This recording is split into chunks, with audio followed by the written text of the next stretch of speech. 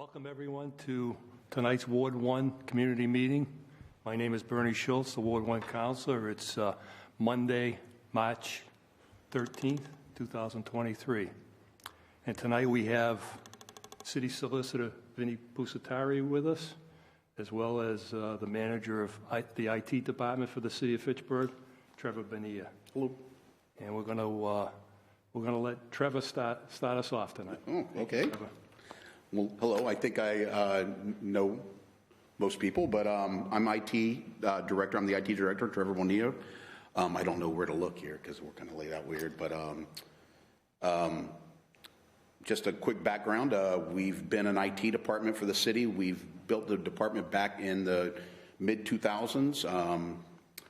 We started buying computers for the city back in 99 to 2000, and then we became a department.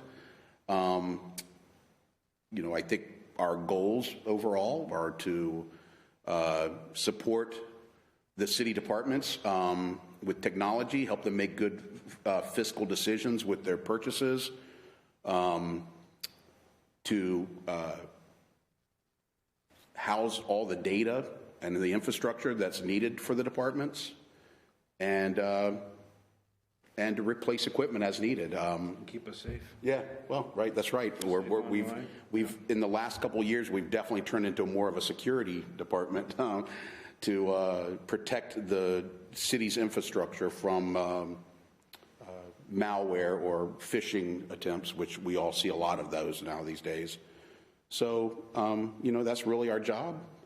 I'm proud of the job we've done so far, and we guess we're going to continue to do that.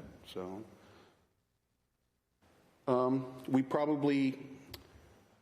I'd say we manage maybe 260 computers throughout the city. Our responsibilities are to every city department minus schools. Schools has their own technology department, but we manage all of the communications, computers, and infrastructure for the police department and fire department, wastewater, water, DPW.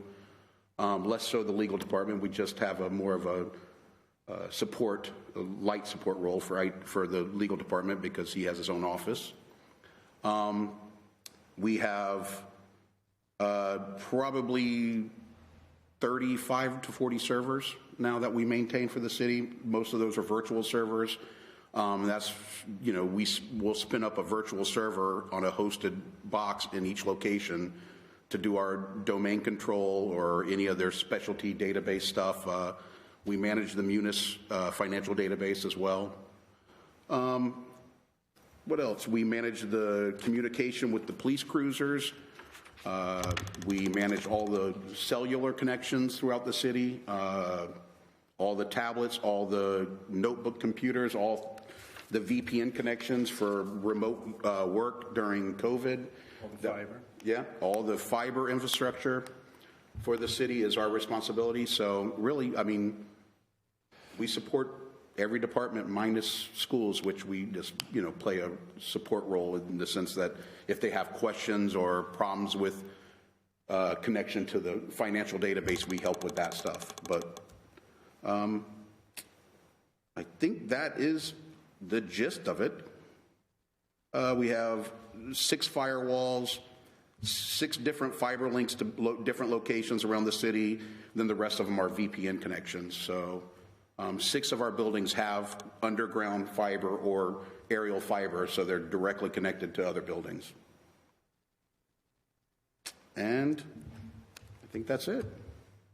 So one of your latest projects was with the senior center, right? Yeah, we had just helped relocate at one department to the second floor of the senior center, but while doing that, we ended up relocating the network, adding a lot of drops that were really not well put in. They were just on-the-fly cables. We actually put conduit in, and we put, wireless access now in O'Neill Hall and in the second floor and first floor. So we've really lit up that building for public access.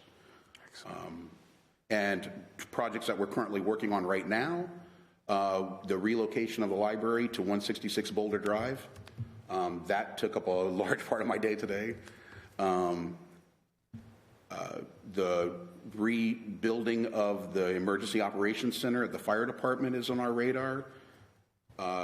Body cams for the police department and e-citations, which are going to be huge drains on my resources as a department head.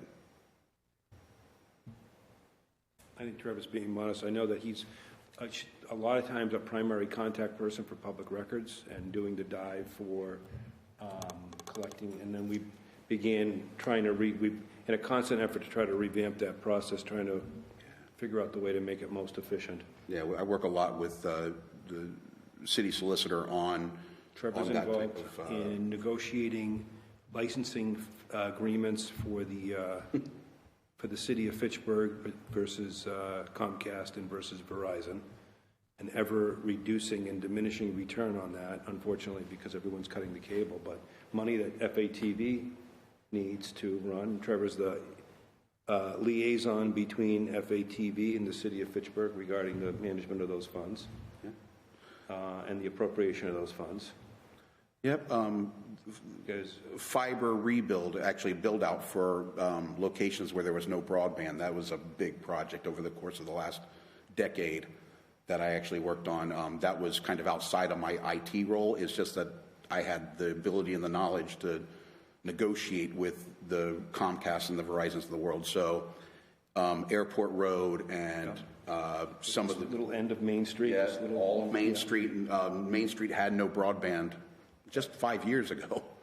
So, have played a pretty big part in those negotiations and pulling manholes and getting Verizon to meet me in the road and show them that they have conduit that they can use. And it's been a good partnership with Comcast, actually, for that. We've gotten a lot of locations lit. And as a side project, unrelated to my job, I am the president of Beers for Good. So for the last 15 years, I've run a beer fest in town to raise money for charity. So. Excellent, excellent. You mentioned that you help with purchasing PCs and so on for the city. Yeah. Were you involved at all with Mary Delaney's latest rollout of where she's trying to get more diversity, involved with the city and the businesses and so on? with procurement specifically. Yes. Yeah. I am completely responsible for any PC peripheral, piece of communication device, phones, anything like that, copiers, printers. So yeah, anywhere there's a machine that's connected to the network, it's my responsibility to buy that and maintain it.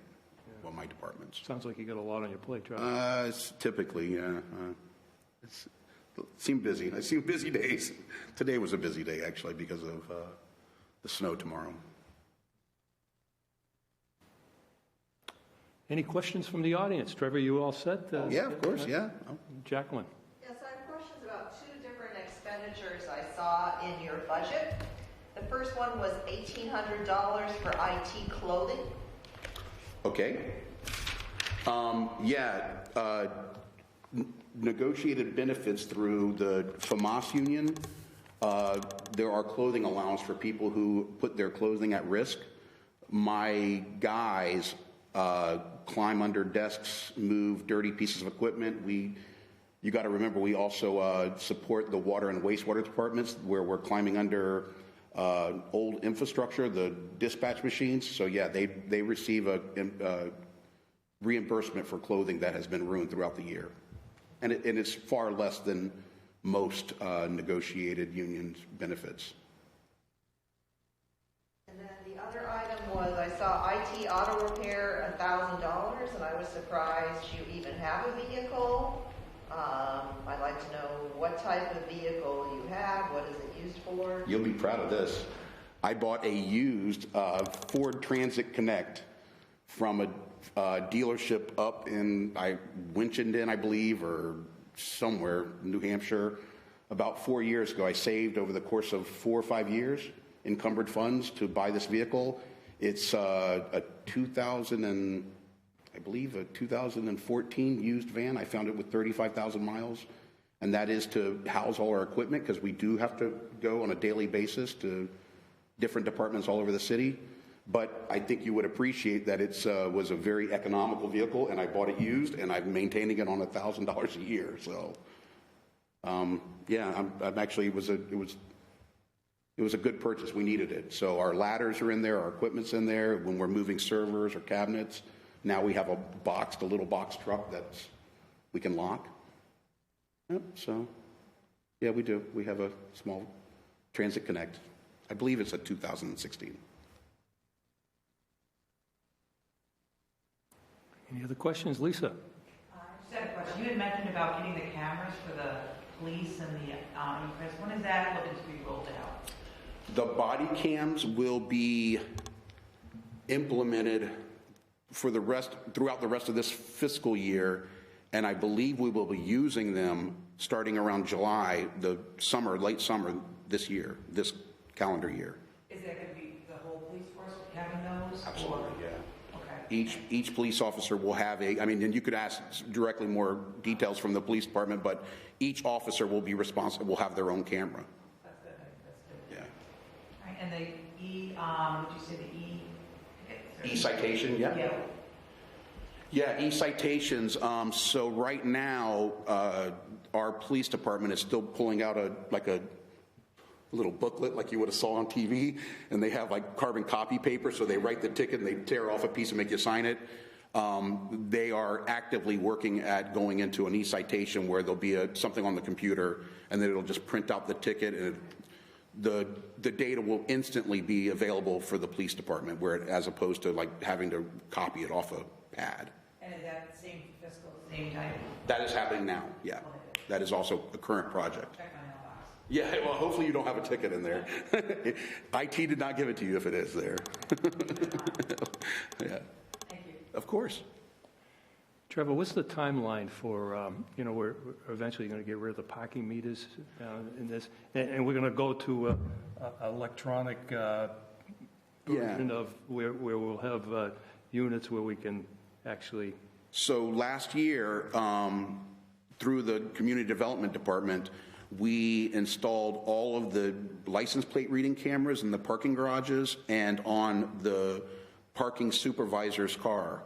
So as far as a technology concern, we're ready to go. We could remove all the meters and they could ticket via the equipment they have.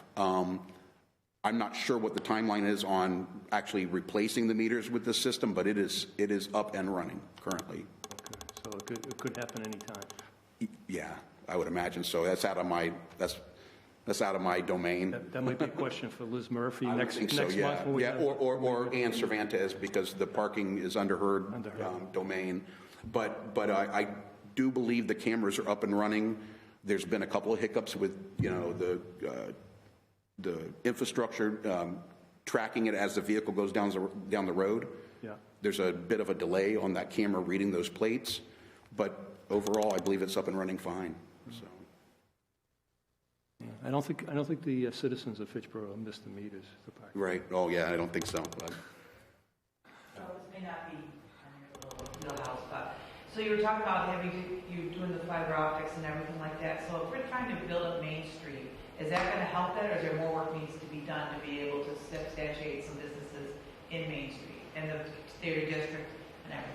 Yeah, that's a good question, actually. On the opposite side of Main Street, all of the properties on that side of Main Street were fed from behind through the neighborhoods. So there was always internet up to the back of these buildings, but not necessarily into them. So we lit all of the buildings on the north side of Main Street from behind.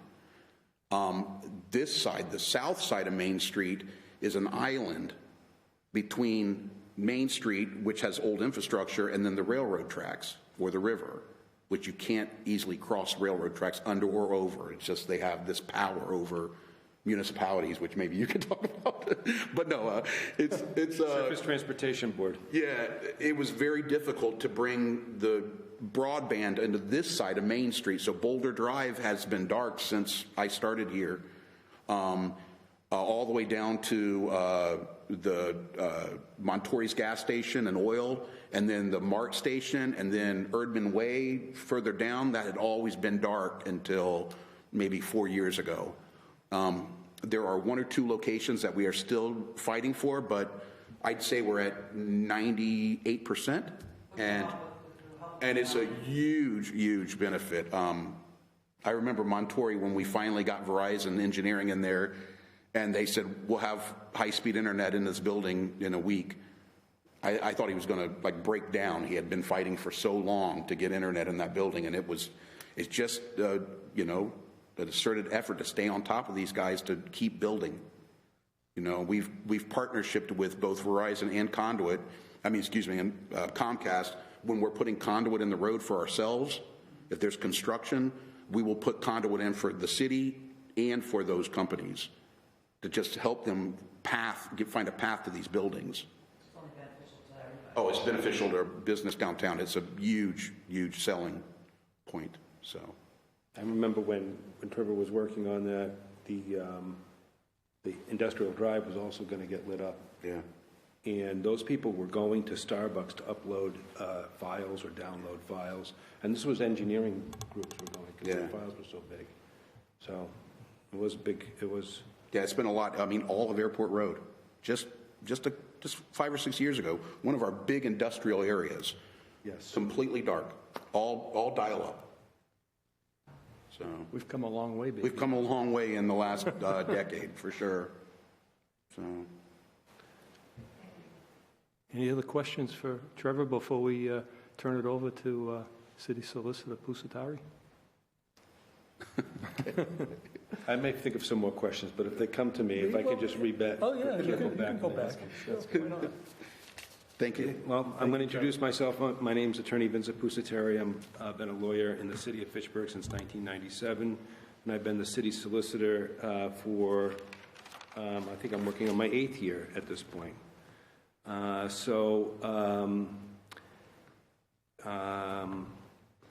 The solicitor is the head of the law department. I have an assistant solicitor who's an appointed person by me, who's also a lawyer who lives and works in the city of Fitchburg, Attorney Donna Pollock. And we both practice out of our offices. And the city has Devin in my office as the paralegal, as our primary support person. And Donna has some person in her office, Crystal. So we really have, on paper, a 2-person department, but we have at least 4 people that are participating pretty regularly on the business of the city of Fitchburg. The department was talking about this in the office. What was it that we do? And the answer was, well, we do pretty much everything, and it really is such a diverse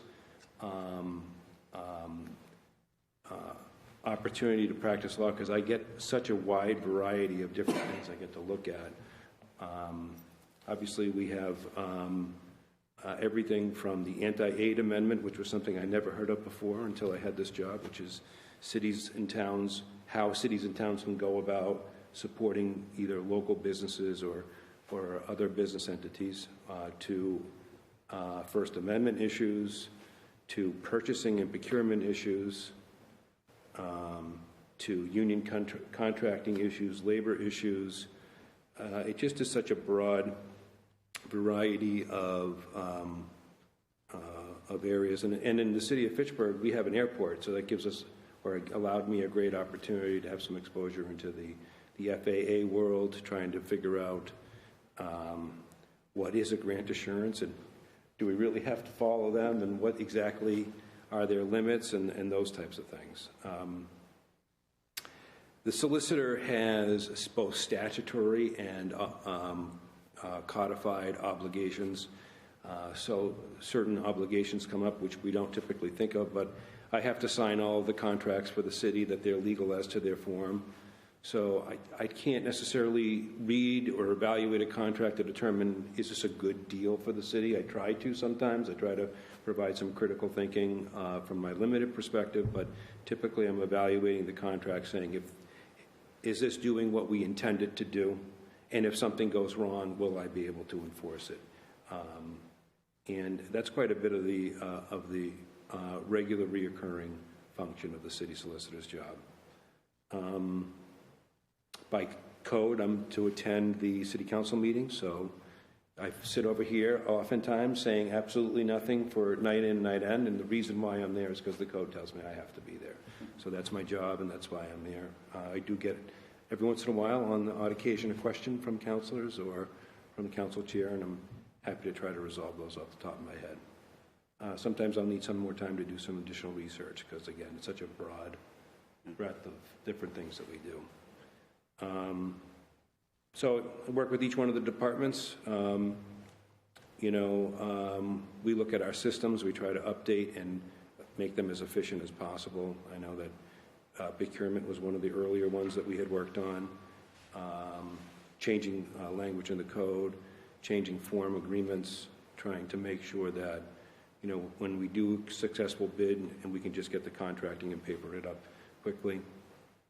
Work with the DPW department. Our newest project is we're trying to focus on, there's about 4 or 5 different streets that have yet to be formally accepted, that have been completed or substantially completed for many years. So we're trying to clean up the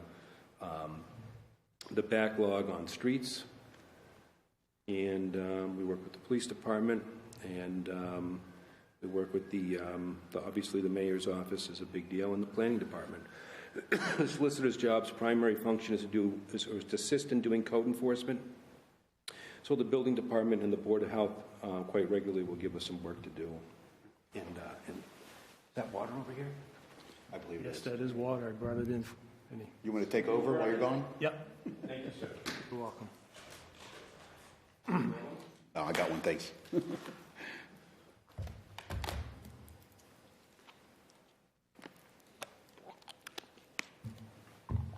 So these streets that you're trying to accept, Yeah. we've got a lot of streets in Fitchburg that go way back, and those poor people, I mean, we do support them with, plowing and rubbish Right. pickup and so on, but there's only so much we can do with their roads. Right.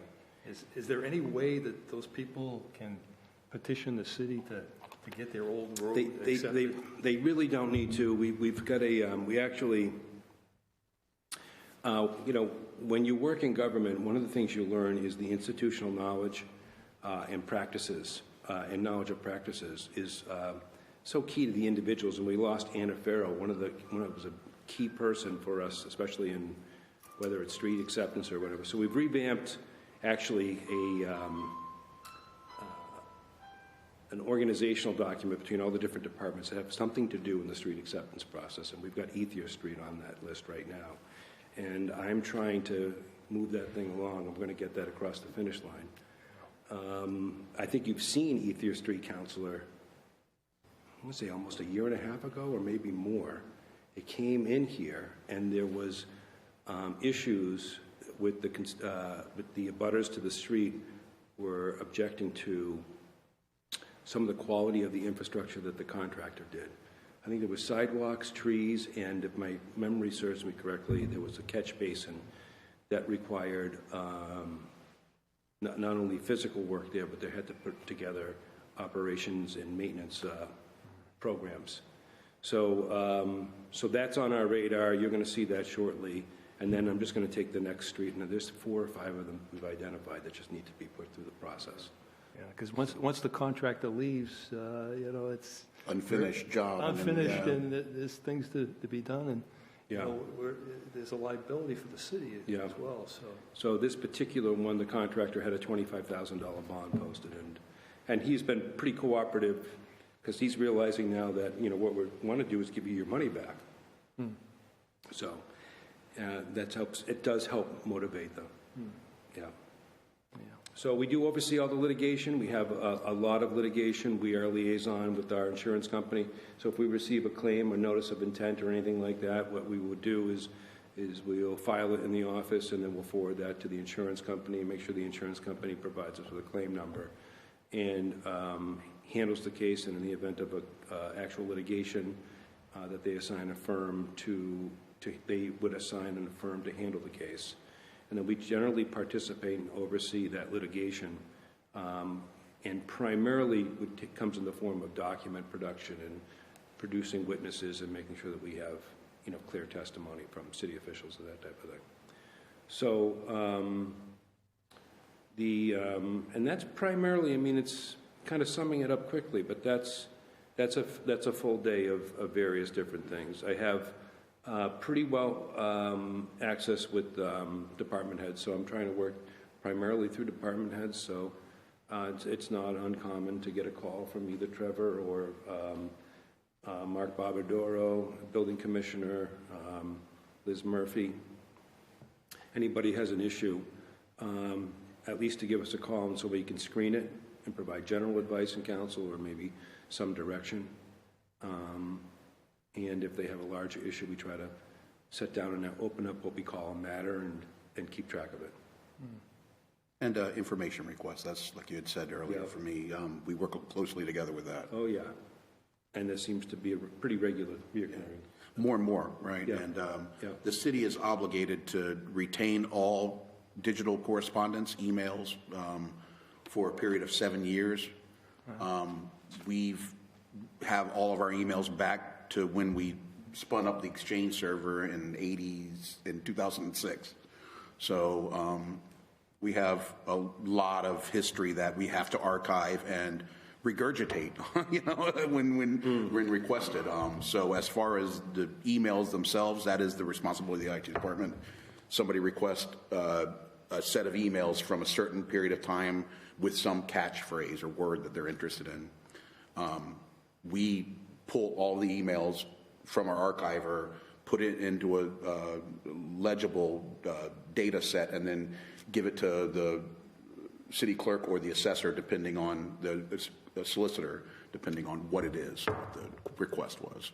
Excellent. And then each department is responsible for their physical files, Right. their paper files or whatever they are that's left. I mean, we were kind of talking about it before our FATV program started, but one of the things that we will probably never fully recover from was the DOJ subpoena. So what had happened is when the marijuana legislation had passed and the new implementation of that legislation was happening, there was some bad actors in the Commonwealth of Massachusetts, and that spurred the interest of the United States attorney in our area.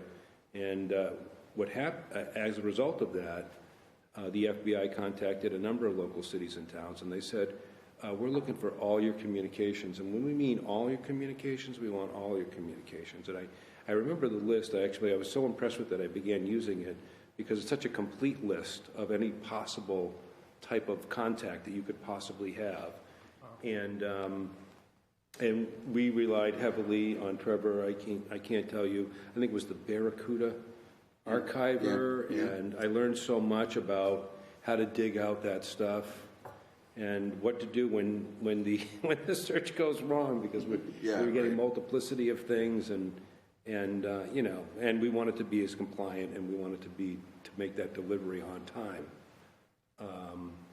Because we were actually pretty proud of the way we rolled the marijuana out. I mean, talk about the things that you forget to talk about. The rolling out the marijuana. We live in a city where over 60% of our constituency voted in favor of the marijuana bill. And the mayor, city council, all of the elected officials wanted that rollout to happen. And I don't know to say we were first, but I certainly say that we were right out there in the forefront of just throwing ourselves out there and just try to figure it out the best you can. Right. And so we drafted the ordinance in the city for the zoning code, and we controlled most of the marijuana siting of the facilities through that zoning code. And then we went to work on drafting the host agreements, and it was kind of funny. It was very much a learning experience for me, because I was new to government at the time. And we sat down with one of the very first marijuana companies that wanted to site a facility in the city of Fitchburg, and we were going to negotiate this host agreement. And I had there was really no way, there was no gauge, nobody else could tell you, this type of facility will have these types of impacts on the city of Fitchburg.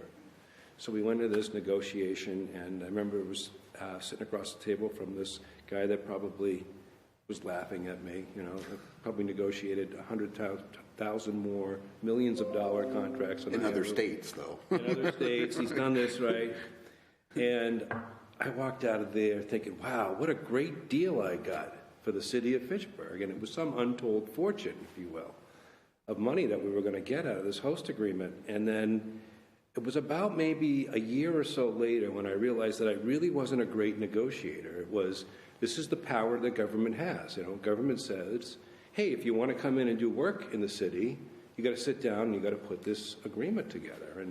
And it was quite a aha moment of, this is our function. Our function is government, neutral government official, and we're just trying to facilitate the interaction with the constituency with their local government. And was a big epiphany for me. And it's been somewhat of a guiding thought that I've had as I continue to do this. So you started as a lawyer in '97. Yeah. Maybe you could tell the audience what were some of your specialties before you got into the position in government? So it was civil litigation. Civil litigation. Yeah, so civil litigation has always kind of been the area, and that could be as much as a homeowner-contractor dispute on the one hand to a family law litigation on the other hand, to a landlord-tenant housing litigation. So it would just be kind of general civil litigation. Mayor Mylott and Attorney Jim Connors conspired to put me on the zoning board. And that was, I'm going to say, I can't even remember the year, but it was in the early 2000s, the very early 2000s. And so I had a great time being on the zoning board. We had a great group of board members and learned a lot about zoning. And then I started incorporating zoning and land use and municipal board practice. After that, Mayor Lisa Wong appointed me to the Liquor Commission, our local city commission. Matter of fact, I got a phone call from Mayor Wong's office. And I was on the commission. Actually, I was on the commission already. And they said to me, just newly on the commission, they said, can you register as a Republican? I was an unenrolled, a very proud unenrolled person. And I was like, that was my thing. I said, can you register as a Republican? And I said, why? Why would I need to do that? And they said, well, the statute for the Liquor Commission requires there to be a Democrat and to be a Republican. And I said, there's no way the statute says that. I could not believe that these political parties would write a statute that says you got to have a Dem and you got to have a Republican in there, right? I'm looking that up. No, I swear to you. So I looked up the statute, and it doesn't say Democrat and Republican. It says it needs a candidate. It has to have a commissioner, one from each major political party. So you select the most appropriate language to say what you wanted to say, but it doesn't say Democrat, Republican. But there's only one way to interpret that, right? Yeah. So that's when I enrolled. I enrolled as a Republican, and it's kind of funny because I really was thinking, like, why would they want me to do this? There's got to be something wrong. This doesn't seem right. Did you stay enrolled? I'm still enrolled. Out of inertia. Out of inertia, answer that question. Lisa had a question. I have inertia. I have a question. You're talking about the marijuana plants and all this. Are we pretty much maxed out in the city for what we had dealt? We're not getting any more? Or is that going to be? It seems like there's a couple more popping up. Yeah, no, we're open for business. Yeah. There was a period of time that we were looking at, and this is more within the realm of the planning department. Again, I'm a facilitator, but the discussion was we don't want to give away now our prime real estate towards this use. We want this use specifically to help us with our more challenging properties.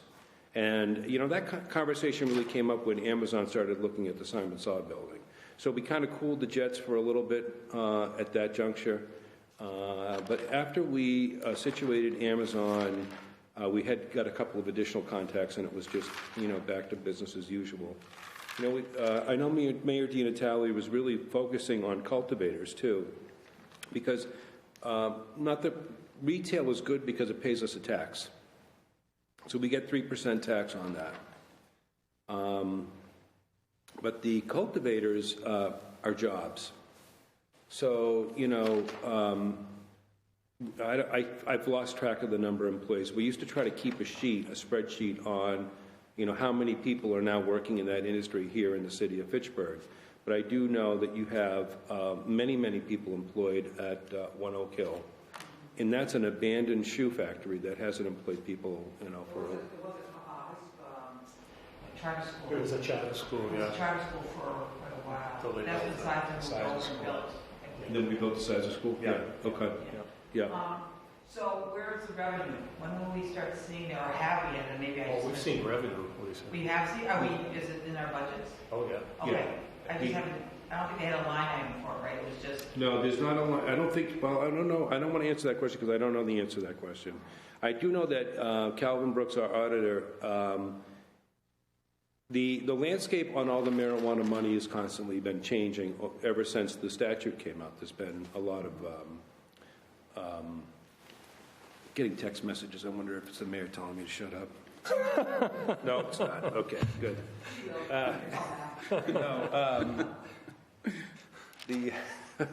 Just kidding.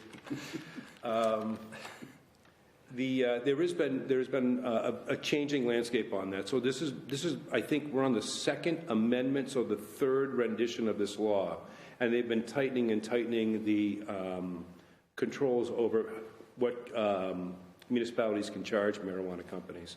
So when it first started, again, here you are in the wild, come back with me to the Wild West, and we'll sit at the conference room table and we'll negotiate the greatest deals you could even have imagined. we were one of the first, I think. They were out west, I think, or somewhere, and then it was us, I think, out Burt.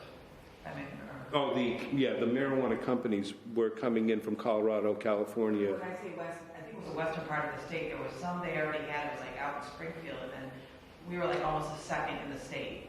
That's possible. I do remember when I was shopping for community host agreements. Why do I want to say it was Gloucester? It was one of the coastal communities had one. And I remembered looking through that and taking some of their clauses that I thought were helpful for us. So there may have been that western part of the state, I think Chicopee even, is coming to mind. So, but as far as the revenue goes, they've continued to tighten up the reins on what we can charge, and then once they changed the statute the first time, litigation regarding host agreement contracts became more challenging too. So we've gone through a couple of amendments, and we're actually in the process. I'm talking about another major project that a lot of departments are working on, trying to amend all the host agreement, because the reportage, if you will, at the time was municipalities are bad. They're taking money and extractions, and it was patients when it first started, right? It's going to cause us to overcharge patients, and marijuana companies are good, and that was the stories that were in the newspaper, and so eventually you could see the writing on the wall, and so.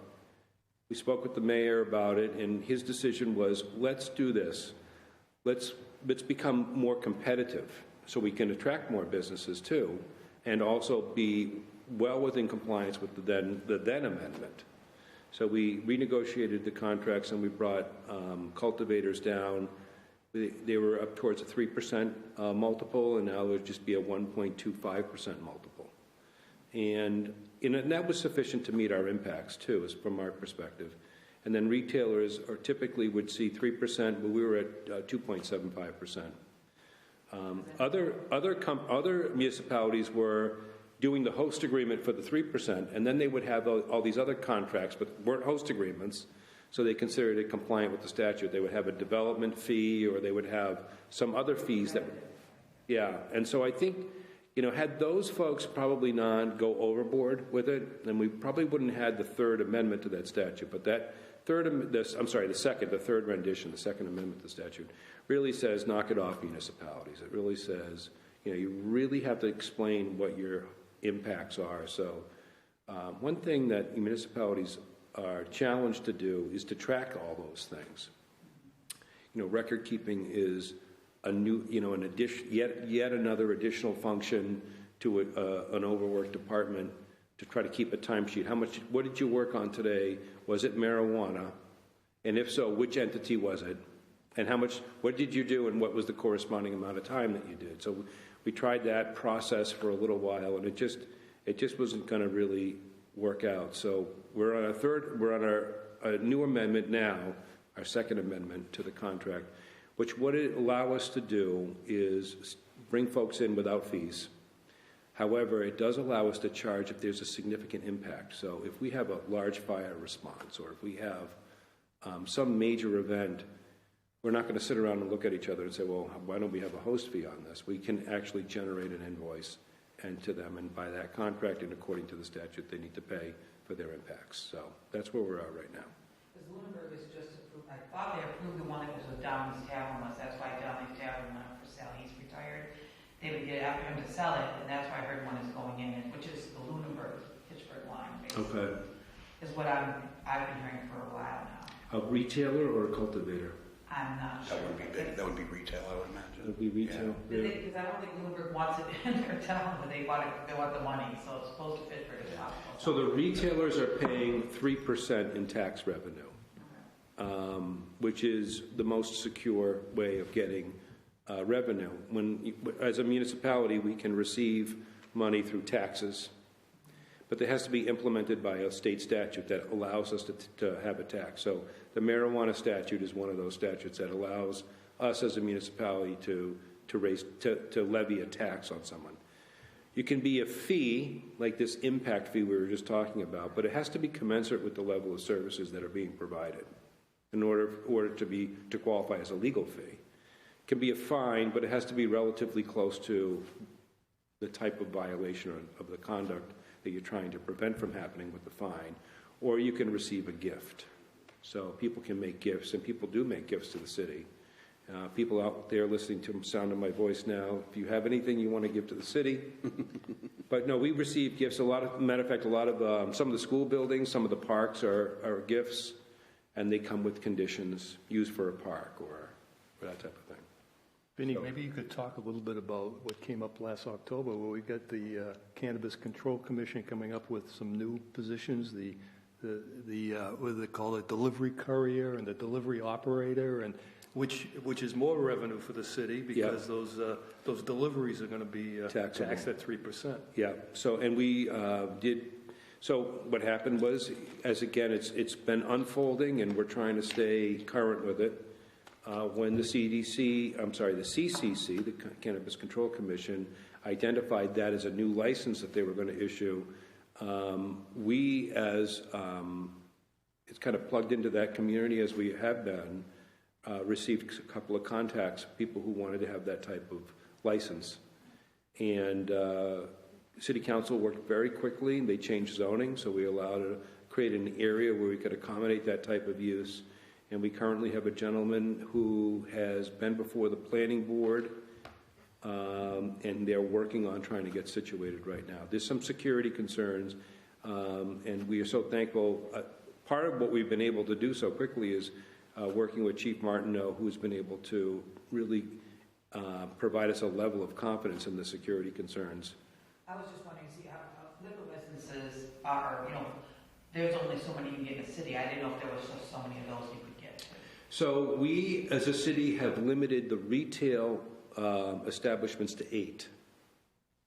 And there is no limit for cultivation. So do you think that 8 is going to expand at all? I think it could, yeah. So it's not engraved in stone? Matter of fact, I was thinking about what I would be talking about, and it was one of the things that I learned, the lessons I learned in this job, what my function is. So we had a meeting at the junior high school about how many, and it was my preference as the solicitor 4 was the minimum that we could start with, and my preference was let's start with 4 because I have no idea what I'm doing. Okay, take it easy on me. And City Council went from let's not have a limit to, and they finally came to 8.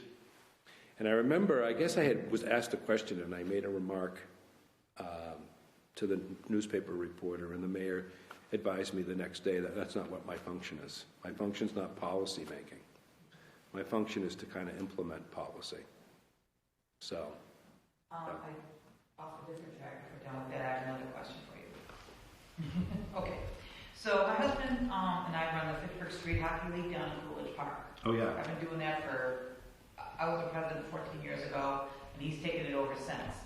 We have probably about 250,000 plus money invested in there between the decking, what we've done, all donated. It's all nonprofit. So now we're asked to sign, which Nate had asked me to sign, and I refused, that it turns everything over to the city. But the city refuses, won't take care of anything, but we can still maintain it. But they can't come over and tell us something. We're kind of like pushing back, like, why? We own this stuff. They will know the city does. You didn't pay for it. Right now, I want to work on a fourth rink. I've talked to Steve about it. We're trying to work on a fourth rink. So they want us to sign a paper, because I know what happened up at Little League, up at Anson Field, because that was another issue, because we used to be involved in Little League too. Yeah. When the city had to turn everything over, and Anson still owns the land and all that stuff. I guess my question is they're asking us to sign this paperwork to turn stuff over to the city that they have no intention of taking care of. We do our own maintenance, we do the mowing, we do the repairs, we do everything for that, for those. And Bernie's been down, sees what we go down there, and we do a lot. I've talked to Marissa about it, and we're hesitant about signing it. I actually am going to speak with a lawyer to have him read it. And then the gentleman called my husband and says, "There's no need." He goes, "It's fine." It's not fine.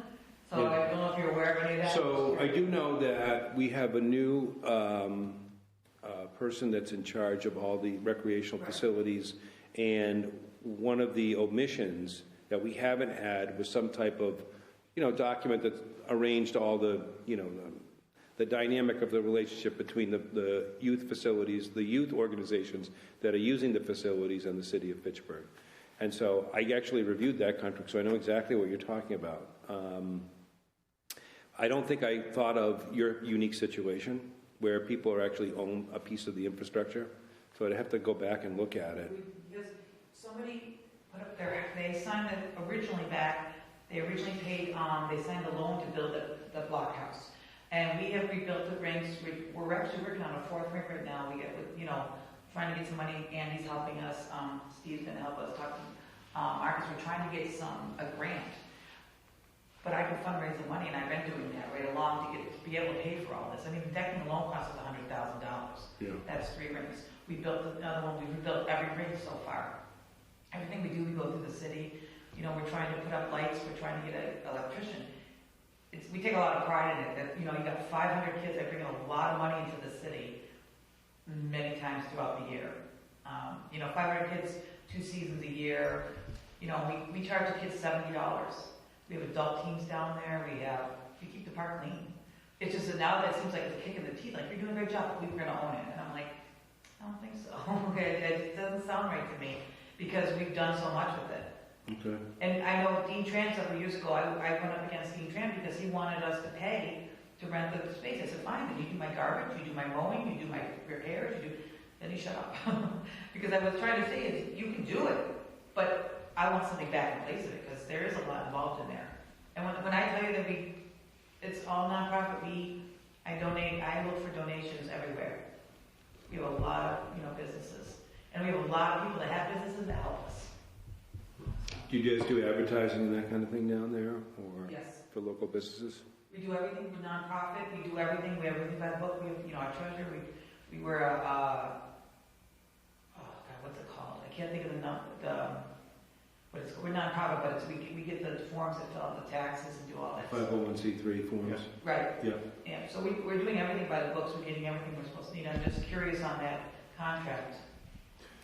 Yeah, I'll take a look at it. I mean, I'll have to remember to do that, so if you want to give me a general reminder at some point. I'll send it out though. But I would appreciate it only because it is a lot invested. We do have a lot invested. We could, we could go out and get some land if we wanted to do it. But then we take care of Coolidge Park, the whole area. Okay. And then once we started, then all of a sudden the baseball field started. And then, the dog park came because they asked me if I wanted the dog park. I'm like, sure. I mean, more people in the park, the better off it is. It's the most beautiful park in the city, I think. And people love to come there. We get. I just picture what that must have looked like when the pool was over there and everything. It's the pool, I'm always asking if the kids can go on free because I get so many kids. I get we get teams in June, we get teams from Jersey, New York, Pennsylvania. We get probably about 60 teams coming down with kids. You gotta remember there's like 11 to 18 kids on each team, plus parents and siblings. A lot of money's brought into the city during that time. But that's only one, we have a lot of other ones we do. And we do the men's tournaments, and every night of the week, that place is busy and hopping down in Coolidge Park, if I've ever been by there. Bernie knows, I tell him all the time, come on down, Bernie. We just bought a new module on our webpage for the pool to manage the pool. So it's going to be much easier to buy access or, reserve access in the pool going forward. Yeah. We have a Civic Rec now that was new. Every time we tried to go in there, the pool wasn't open, because they didn't have lifeguards, and I get it, it's hot in June, and I asked if they could have it ready, they never can, so it's understandable. It's hot, it's kids are, but they stay up, and I asked for more hotels in the city too. I actually, Every time I see Steve. I just noticed today that the email went out for all the lifeguards Yep. and all the They had trouble last year Yep. hiring. And So it's out early. Just raise the Yeah. salaries. The rates. So Yeah, we raised the pay and the salary, so if there's any families that have So hopefully the pool will be open when you need it. kids that want to do that, I mean, it's a great summer job. It's nice, well, a lot of kids play, they stay up at the Great Wolf. I give them deals at the Great Wolf, and I go to Marlboro, like, we're sending people there, Worcester, Marlboro, Gardner. We try to send them to all the different hotels, like when I put blocks. But you want them to stay in the city so that they'll spend their money in the city. Yeah. That's our point of, I try to get to do that. We always. When Trevor gets his carport done, they could stay over there. It's never going to get done. And I have one other question, and then I'll shut up. Was there ever any resolution to when Mayor Wong was in it with the police chief that was suing the city? Was there ever any resolution to that, or is that something we don't even know about? Do you remember that? I remember it. He was promised a job, and then he didn't get it. Well, I don't remember, I don't want to talk specifically about what the facts of the case were. I'm not looking, I just wondering if there was a resolution. But that was a multi-day trial that happened in federal district court. And we had a really great civil litigator as our lead counsel on that. It was assigned to us through the insurance company. And I say that because here comes the next sentence. He was so flamboyant I was sitting there wondering, I mean, could I step in? Could I advise him? Like, can he because he was making the case almost about himself, about what he had done, and I was just cringing. And then all of a sudden we got a judgment against the city of Fitchburg. 2.5, well, it was 1 point something million, with all the interest was $2.5 million.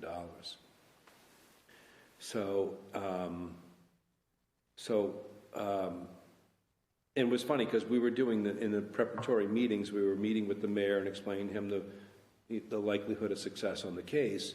And the gentleman said to Mayor Di Natale, 95%, you're going to win this thing, 95%. So apparently that 5% happened and we lost. So we filed an appeal on that decision, and his firm was the lead on the appeal too. And that case went to the First Circuit in Boston, and we did a few things. We went into mediation.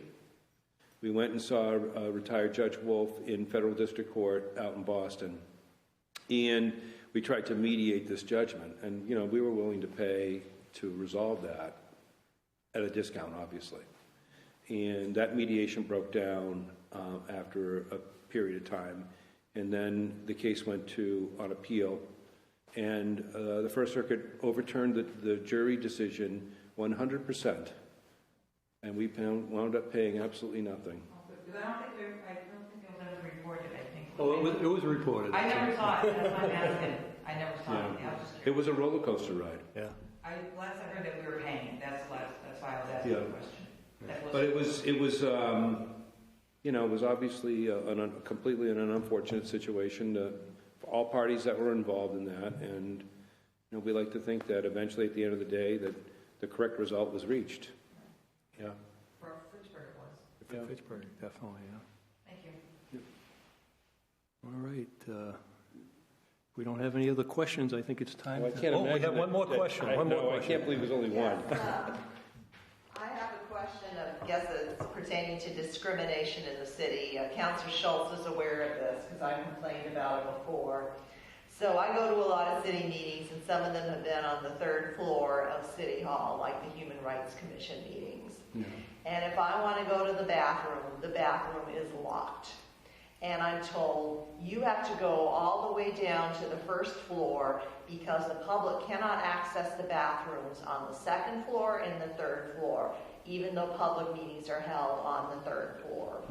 I've said, imagine that you're in a wheelchair and you've got to navigate in and out of an elevator and go down 2 floors to go to the bathroom because the mayor and the other bigwigs think they're too important to share their bathroom with the public. You walk into City Hall, there's a plaque there that says, a City Hall for all. We're paying for it with our taxes. We should be able to use the bathroom. I've emailed the Disability Commission. They don't respond to me. Can you resolve this because it is a disability issue? It's a discrimination issue. Well, I'd like to let Trevor answer that one. Everything IT is in charge of all the swipe cards. Wait, don't throw me in front of that bus. I have a solution for the cards. So if you don't have the money to change the locks and remove them, we know the library's moving to temporary quarters, and they have all these old brick pieces of the original library. They're looking for a place to store. So you take a brick and you prop the door open. Yeah, I can't speak on legal terms, but I can tell you part of the problem is that the meetings are hard to track. There's been so many meetings. I think there is a resolution coming, and I think the resolution honestly is there won't be any more public meetings in that space because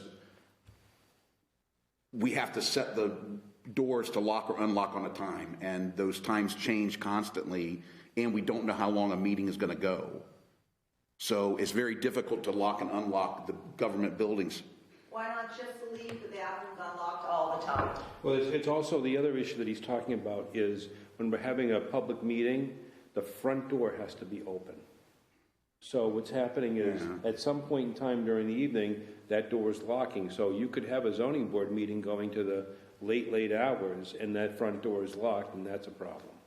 Right. So for instance, there's this a lot building, of door issues. that back door always stays locked, and people have access cards. The front door is physically locked and unlocked at the beginning and the end of the meeting. We don't have the ability in that other building to do that. It was designed differently, and it's very difficult to do that. We don't know when the meetings are going to end. And we actually tried. What we did as a first resolution was we set up the people who were in charge of the meetings. We gave their card master access, so if you went and swiped a lock, it would unlock. So they could just go unlock the bathrooms, unlock the front door, go to their meeting. Say it's not even a meeting. Say I'm going to the Board of Health on the second floor because I need a sticker to go to the landfill or something. And I've got to go. Why do I have to go down to the first floor? Why can't I use the bathroom in what's supposed to be the City Hall for all? And the older I get, the harder it is to hold it in. And we've got an aging population in this country. It's just not right. It's not right that only certain people get to use those bathrooms and it's supposed to be a City Hall for all. Trevor, I have a question now. When you have a meeting in a certain room up on the third floor, is there a pass that could be available at the meeting so that somebody, if they need to use a restroom, they could borrow that from the table and go use one of the restrooms? Yeah, the problem is that it's security and the cards disappear pretty readily, and it's hard to track them down. And what Trevor was talking about is having a master key swipe for a person running the meeting, or then if somebody, and they leave the building, doesn't double swipe, then our fire department and our police have been over here addressing alarm issues. The other issue that we have is we've heard about the First Amendment audits. They're coming around. It's important we're being advised that in order, First Amendment audits, folks are allowed to go to areas of the building that are open to the public, but there are supposed to be a lot of areas of the building that's not open to the public. So, for example, and this is very difficult because everyone looks at City Hall. Hey, it's a City Hall for all. It says it right there in the front, and that belongs to the people. But not every person has public access to every area because it's a public building. The easiest example of that is, like, say, for example, the police station. none of us think that we could just walk into the back offices of the police station. They have a locked security door, and you have to get let in there.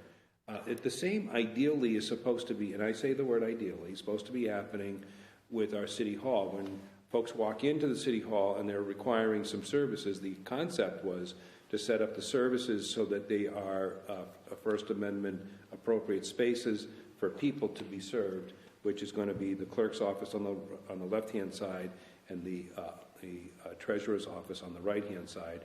And then immediately upstairs, you have Board of Health and the building department, those being the four most frequently visited for any of our constituents. So, so the concept actually would then go, would you then shut doors down? Because what will happen is people do have their First Amendment audits, and they come in, they're very aggressive, and you know,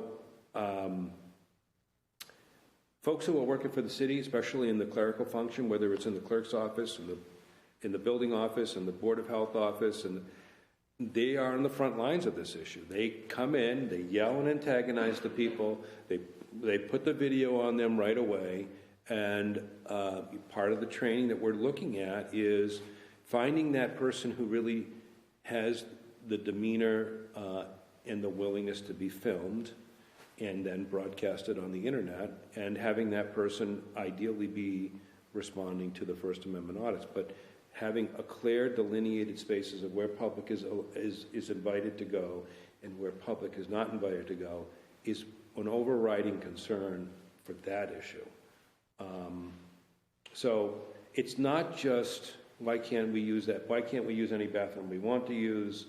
The mayor is not closing down that bathroom because he doesn't want to share that bathroom with the public. That's not what's actually happening at all. It's just a matter of really what we should be doing is that the public areas of City Hall really do need to be delineated to that those front rooms. That's why the conference rooms are there and all of those other things. I don't believe you because, first of all, nobody's trying to film anyone in the bathrooms. There are no files or other secret documents that need to be protected that are privileged in the bathrooms. You can walk down the hall all the way to the end of the hall on the third floor. You can walk all the way to the end of the hall on the second floor. Those are not private places. It's elitism. It's looking down on us and thinking that you're too good to share the bathroom with us. Yeah, I would. And I say agree with that, ideally there would be the doors so that folks wouldn't be able to just go anywhere, but that's not how we wanted it. So we've kind of let that, we kind of have that inroad there. I really thought that the building was designed that most of the public would be in the front of the building, and the bathrooms on the first floor would actually be the closest bathrooms. I really do believe that was how the design was. You know, if you were on the first or second or third floor up towards the front of the building, your closest bathroom would be the elevator to the first floor, and they're large public restrooms, open, larger doors. They're not, I know they're all compliant, but I think that was the design. I wasn't part of the design, but Obviously, Jacqueline, we're not going to solve this issue tonight, but it's... Yeah, and the other issue, when we were talking about bathrooms inside City Hall, just the other issue that we had, we were informed by challenges that we were having in the then current library situation, which was there was an individualized bathroom, men's and women's room in the library, and that was a place of refuge, if you will, for people to come in and to engage in behavior that they didn't want to engage in right on the street in the city of Fitchburg. So that was not only a problem for people who were injuring themselves in the bathroom from their own habits, but there was also a problem for constituents wanting to use the library because that was attracting an element that made people feel unsafe. So, I mean, having the bathrooms kind of the way that we have them was all part of, we did talk about that during the design of City Hall. Well, if someone really wants to get high in the bathroom, they could do it in the first floor bathroom. So what's the point of closing off the other bathroom? the bathroom doors don't lock in the public restrooms. The stalls lock. But the bathrooms in the back, I can show you. If you come by at some point during the day, I'll show you the bathrooms. They lock, the doors lock on those back bathrooms. So there really is some issues with those. I think the design really was Try to put those larger open bathrooms down up front, closest to where most of the population will be in the building during any given time. So, All right, well, thank you, guys. Let me close by saying that our next Ward 1 community meeting, Jacqueline, do you have any more questions for me? I can't imagine you don't. thank you both, Thank you. City Solicitor Pusatari and City IT Manager Trevor Bonilla for coming tonight and presenting and answering questions. Our next Ward 1 community meeting is going to be Monday, April 10th, 2023, right here in the Legislative Building at 6:30 p.m. And Liz Murphy, Community Development Executive Director, is going to be here to present, and we're going to have one other guest that hasn't gotten back to me yet, but hopefully that person will be here as well. So thank you and good night. Yep, thank you.